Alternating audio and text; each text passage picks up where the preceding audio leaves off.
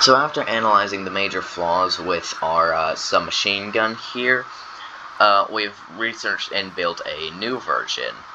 Now let's explain and go over some of these flaws and the major reasons as to why this is not perfect, as it is great for defense, horrible for offense.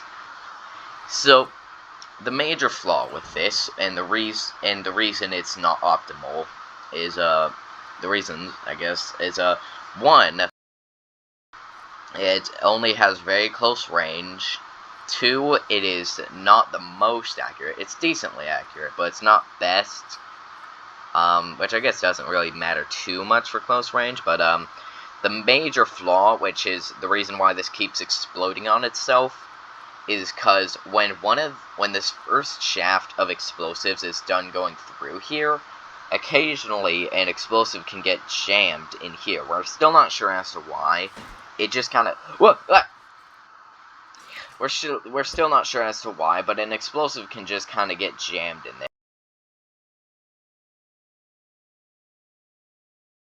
there, and we don't really like it. So our new version has only one slider, as this was basically just a prototype, but this one is way more optimal.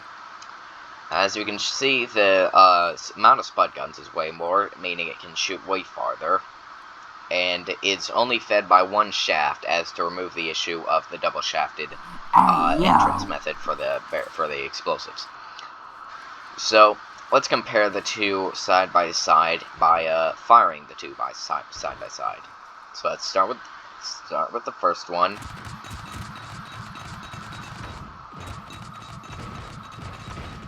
It didn't fail this time, though. Yeah, as you can see here, we're not certain as to why. Sometimes explosives won't exit the barrel, and they can explode midway through. It's very janky.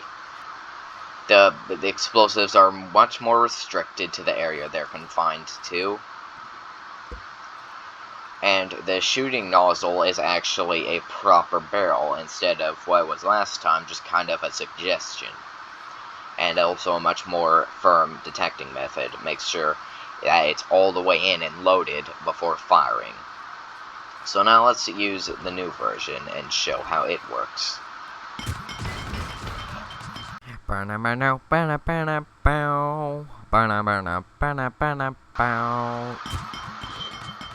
It has much farther range.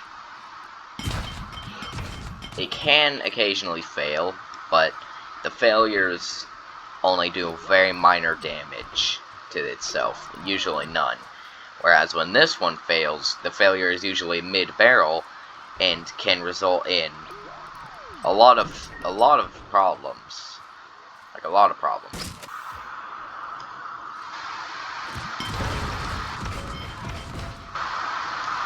Just the one on the right wins. Now, there is one major flaw with all submachine guns that we make that are explosive-based and scrap mechanic, and that one major flaw is the fact if they're hit by an explosive round, say from another submachine gun, all the explosives tend to explode midway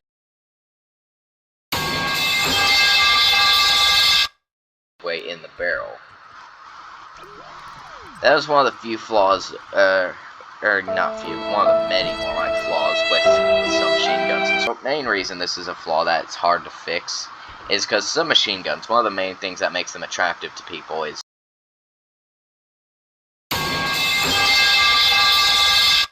the fact that they're lightweight and they're easy to move around. But when you add a ton of metal around it, it kind of ruins the main reason why they're used. Well, I hope you guys enjoyed this video. Like and subscribe if you did. And, yeah. Have a nice day. I'm trying to jump off this. Whoa!